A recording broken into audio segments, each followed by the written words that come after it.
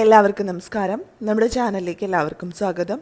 ഇന്നത്തെ വീഡിയോയിൽ നമുക്ക് എങ്ങനെ നല്ല അടിപൊളിയായിട്ട് പൊറോട്ട ഉണ്ടാക്കാൻ നോക്കാം. അപ്പോൾ നമ്മൾ സാധാരണ കടയിൽ നിന്നൊക്കെ പൊറോട്ട വാങ്ങാറുണ്ട്. അപ്പോൾ പൊറോട്ട ഉണ്ടാക്കാനായിട്ട് മിക്കവർക്കും തന്നെ ബുദ്ധിമുട്ടാണ്.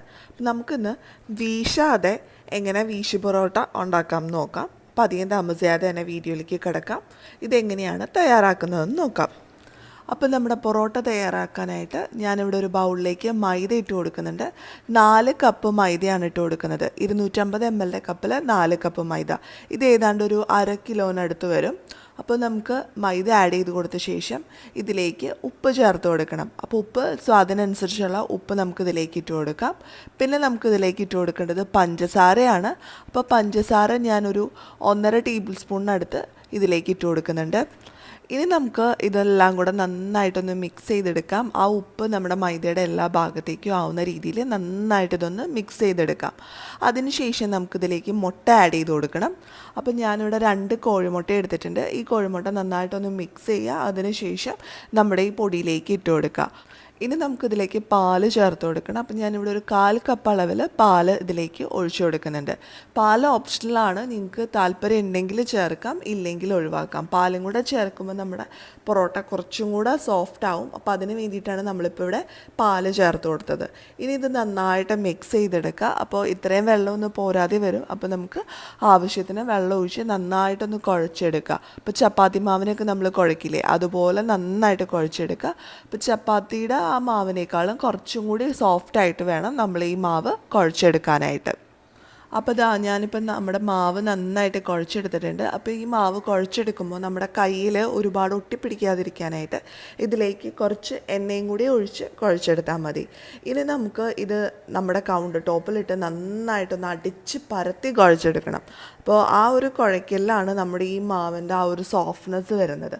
അപ്പോൾ നന്നായിട്ട് സോഫ്റ്റ് ആവാനായിട്ട് നമുക്ക് ഒരു കൗണ്ടർ ടോപ്പിലേക്ക് ഇതിട്ട് കൊടുക്കാം. അതിനുശേഷം ഇത് നല്ല രീതിയിൽ നന്നായിട്ടൊന്ന് കുഴച്ചെടുക്കാം. അപ്പോൾ നമ്മൾ മുട്ടയും പാലും ഒക്കെ ചേർത്തിരിക്കുന്നതുകൊണ്ട് നമ്മുടെ മാവ് നല്ല സോഫ്റ്റ് ആയിരിക്കും. പിന്നെ നമ്മൾ ഇങ്ങനെ കുഴയ്ക്കുകയും കൂടെ ചെയ്യുമ്പോൾ ഇത് സൂപ്പർ സോഫ്റ്റായിട്ട് വരും. അപ്പം നല്ല ലെയറുകളുള്ള പൊറോട്ടയൊക്കെ കിട്ടാനായിട്ട് ഈ രീതിയിൽ നമ്മളൊന്ന് കുഴച്ചെടുക്കുന്നത് വളരെ നല്ലതാണ്. അപ്പോൾ ഒരു 10 മിനിറ്റ് അല്ലെങ്കിൽ ഒരു 12 മിനിറ്റൊക്കെ നമ്മളിത് കണ്ടിന്യൂസ് ആയിട്ട് ഇതുപോലെ നന്നായിട്ടൊന്ന് കുഴച്ചെടുക്കാം. അപ്പോൾ ഞാൻ നമ്മുടെ മാവൊക്കെ നല്ല രീതിയിൽ കുഴച്ചെടുത്തിട്ടുണ്ട്. ഇതിപ്പോൾ നല്ലപോലെ റെഡിയായി വന്നിട്ടുണ്ട്. ഇനി നമുക്ക് ഇതൊരു പാത്രത്തിലേക്ക് മാറ്റി വയ്ക്കാം. അപ്പോൾ ഈ പാത്രത്തിലേക്ക് നമ്മൾ മാറ്റി വയ്ക്കുമ്പോൾ ഇതിന് മുകളിലായിട്ട് കുറച്ച് ഓയിൽ ഒഴിച്ചു കൊടുക്കാനായിട്ട് പ്രത്യേകം ശ്രദ്ധിക്കുക. അപ്പോൾ നമ്മുടെ സൺഫ്ലവർ ഓയിലാണ് ഞാനിവിടെ എടുത്തിരിക്കുന്നത്. അത് ഈ മാവിൻ്റെ മുകളിലായിട്ട് നന്നായിട്ട് ഒഴിച്ചു കൊടുക്കുന്നുണ്ട്. എന്നിട്ട് എല്ലാ ഭാഗത്തേക്കും ആ ഓയിലാവുന്ന രീതിയിൽ ഒന്ന് അപ്ലൈ ചെയ്ത് കൊടുക്കുക. പിന്നെ ആ പാത്രത്തിൻ്റെ സൈഡിലും ഒന്ന് നന്നായിട്ട് അപ്ലൈ ചെയ്ത് കൊടുക്കുക. അപ്പോൾ അങ്ങനെ ചെയ്യുമ്പോൾ നമ്മുടെ മാവ് ഒരിക്കലും ഡ്രൈ ആയി പോവില്ല. അപ്പോൾ എപ്പോഴും നമ്മൾ പൊറോട്ടയൊക്കെ ഉണ്ടാക്കാനായിട്ട് മാവ് റെസ്റ്റ് ചെയ്യാനായിട്ട് വെക്കുന്നതിന് മുന്നായിട്ട് ഇങ്ങനെ ഓയിൽ അപ്ലൈ ചെയ്ത് കൊടുത്തിട്ട് വെക്കുക. അപ്പം നമ്മൾ ഇതിപ്പോൾ മാവൊക്കെ നന്നായിട്ട് കുഴച്ചെടുത്തിട്ടുണ്ട്. ഇനി നമുക്കിത് കുറച്ച് നേരം റെസ്റ്റ് ചെയ്യാനായിട്ട് വെക്കണം. ഒരു 2 മണിക്കൂർ നേരമൊക്കെ വെക്കാൻ പറ്റുമെങ്കിൽ ഏറ്റവും നല്ലതാണ്. അല്ല മിനിമം ഒരു 2 മണിക്കൂർ, ഒരു മാക്സിമം 2-3 മണിക്കൂർ വെച്ച് കഴിഞ്ഞാൽ അത്രയും നന്നായിരിക്കും. അപ്പോൾ ഞാനിപ്പോൾ നമ്മുടെ ഈ മാവ് റെസ്റ്റ് ചെയ്യാനായിട്ട് വെക്കുവാണ്. ഇതിൻ്റെ മുകളിലായിട്ട് ഒരു നനഞ്ഞ തുണിയും കൂടെ വെച്ച് കൊടുക്കുന്നുണ്ട്. പിന്നെ നമുക്കൊരു 2 മണിക്കൂർ കഴിഞ്ഞിട്ട് ഈ മാവ് എടുക്കാം. അപ്പോൾ ഇപ്പോൾ 2 മണിക്കൂർ കഴിഞ്ഞു. ഇപ്പോൾ ശരിക്കും 2.5 മണിക്കൂറായി. അപ്പോൾ ഞാൻ മാവെടുത്ത് ഇതൊന്ന് തുറന്ന് നോക്കുകയാണ്. ഇത് എത്രത്തോളം നന്നായി വന്നിട്ടുണ്ടെന്ന് നമുക്കിപ്പോൾ അറിയാനായിട്ട് സാധിക്കും. അപ്പോൾ നമ്മളിതിൻ്റെ മുകളിലായിട്ടൊരു തുണിയൊക്കെ വിരിച്ചു കൊടുത്തിട്ടുണ്ടായിരുന്നല്ലോ. അപ്പോൾ ആ തുണിയൊക്കെ ഒന്ന് മാറ്റി കൊടുക്കാം. അപ്പോൾ നമ്മുടെ മാവ് നന്നായിട്ട് റെഡിയായി വന്നിട്ടുണ്ട്. അപ്പോൾ നമ്മൾ ആ തുണി വെച്ച് കൊടുത്ത കാരണം ആ തുണിയുടെ ഒരു പാടൊക്കെ ആ മാവിൽ വന്നിട്ടുണ്ട്. എന്നാലും നല്ല സൂപ്പർ സോഫ്റ്റായിട്ട് ഇതിപ്പോൾ ആയിട്ടുണ്ട്. ഇനി നമുക്ക് ഇതൊന്നും കൂടെ ഒന്ന് പരത്തിയെടുക്കണം. അപ്പോൾ കുറച്ചും കൂടെ ഒന്ന് റെഡിയായി കിട്ടാൻ വേണ്ടിയിട്ട് നമുക്കൊന്നും കൂടെ ഒന്ന് പരത്തിയെടുക്കാം. അതിനുശേഷം നമുക്ക് പൊറോട്ടയ്ക്ക് വേണ്ട ബോളുകളാക്കി മാറ്റാം. അപ്പോൾ നമുക്ക് കൗണ്ടർ ടോപ്പിൽ കുറച്ച് ഓയിലോ അല്ലെങ്കിൽ കുറച്ച് പൊടിയോ ഇട്ട് കൊടുത്ത ശേഷം വേണം ഇത് നന്നായിട്ട് പരത്തിയെടുക്കാനായിട്ട്, അല്ലെങ്കിൽ ഇത് ഒട്ടിപ്പിടിക്കാൻ ചാൻസ് ഉണ്ട്. അപ്പോൾ ഞാനിപ്പോൾ ഇവിടെ കുറച്ച് ഓയിലാണ് അപ്ലൈ ചെയ്ത് കൊടുത്തിരിക്കുന്നത്. നിങ്ങൾക്ക് ഓയിലിന് താല്പര്യം ഇല്ലെങ്കിൽ ഇതിന് പകരമായിട്ട് പൊടി ഇട്ട് കൊടുക്കാവുന്നതാണ്. അപ്പോൾ 2 കൈ കൊണ്ട് നമ്മളിത് നന്നായിട്ടൊന്ന് പരത്തിയെടുക്കുന്നതാണ് ഏറ്റവും നല്ലത്.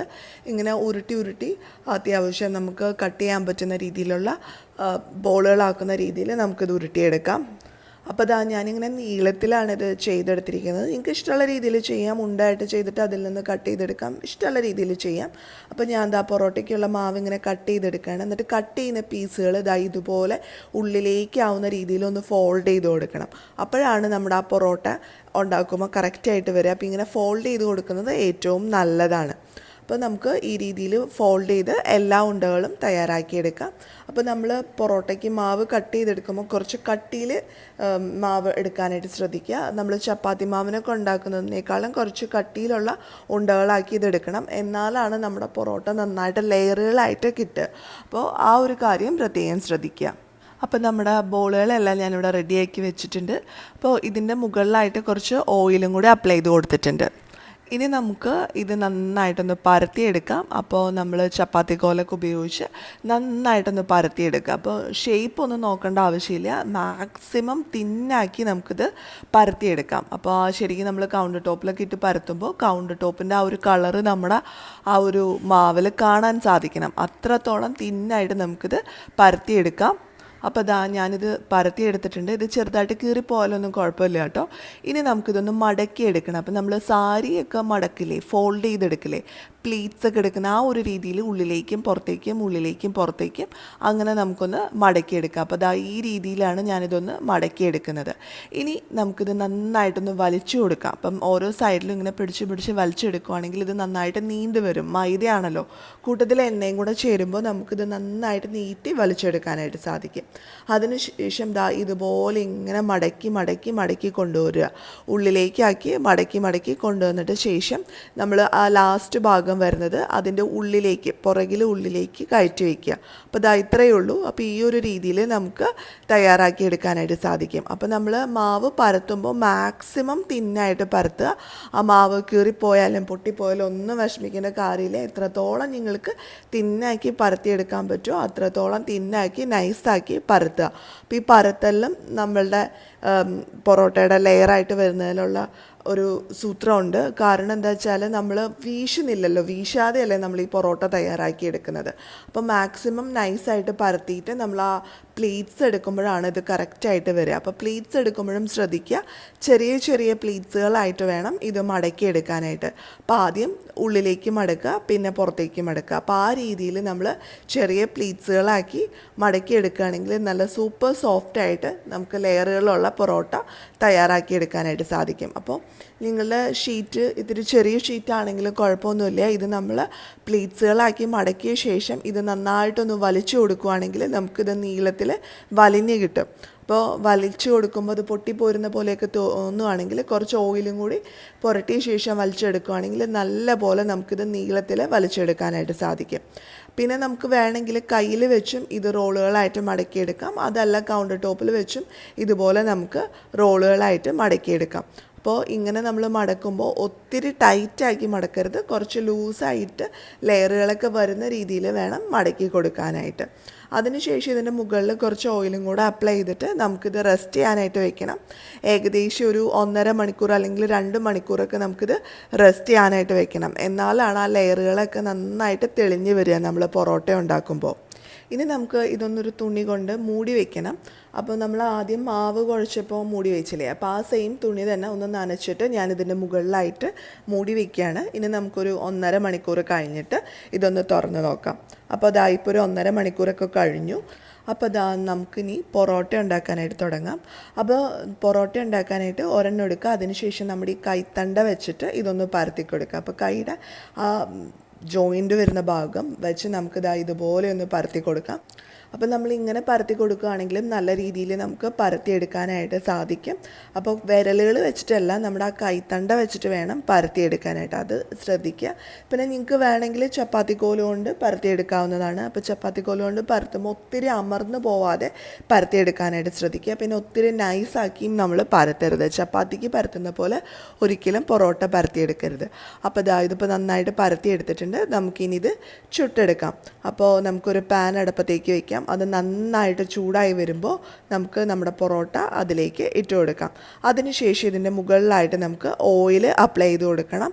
അപ്പോൾ ഓയിലൊക്കെ നന്നായിട്ട് അപ്ലൈ ചെയ്ത് കൊടുക്കുമ്പോഴാണ് ഈ പൊറോട്ടയിലെ ലെയറുകളൊക്കെ നന്നായിട്ട് തെളിഞ്ഞ് വരിക. അപ്പോൾ ഓയിൽ നന്നായിട്ടൊന്ന് അപ്ലൈ ചെയ്ത് കൊടുക്കുക. അതിനുശേഷം ഇത് തിരിച്ചും മറിച്ചോട്ട് സാധാരണ നമ്മൾ ചപ്പാത്തിയൊക്കെ ഉണ്ടാക്കുന്നത് പോലെ തന്നെ നമുക്ക് പൊറോട്ട ഉണ്ടാക്കിയെടുക്കാം. അപ്പോൾ ഒരു സൈഡ് നന്നായിട്ട് മുരിഞ്ഞ് വരുമ്പോൾ നമുക്ക് മറിച്ചിട്ട് കൊടുക്കാം.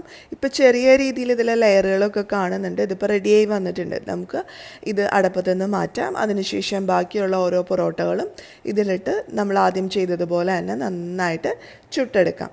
അപ്പോൾ ഇനി നമുക്ക് ലെയറുകൾ ഉണ്ടാക്കാനായിട്ട് ചെയ്യേണ്ട കാര്യം എന്ന് പറയുന്നത് പൊറോട്ട എല്ലാം കൂടെ ഒരുമിച്ച് വെക്കുക. ഒരു 3-4 പൊറോട്ട ചുട്ട ശേഷം ഒരുമിച്ച് വെക്കുക. അതിനുശേഷം നമ്മുടെ കൈത്തണ്ട വെച്ച് ഇതുപോലെ ഒന്ന് നമ്മൾ അടിച്ചു കൊടുക്കുകയാണെങ്കിൽ ഇതിലെ ലെയറുകളൊക്കെ നന്നായിട്ട് വരും. അപ്പോൾ ഇങ്ങനെ അത് അടിച്ചു കൊടുക്കുമ്പോഴാണ് ഇതിലെ ലെയറുകളൊക്കെ ഓരോന്നുമായിട്ട് നമുക്ക് കിട്ടുന്നത്.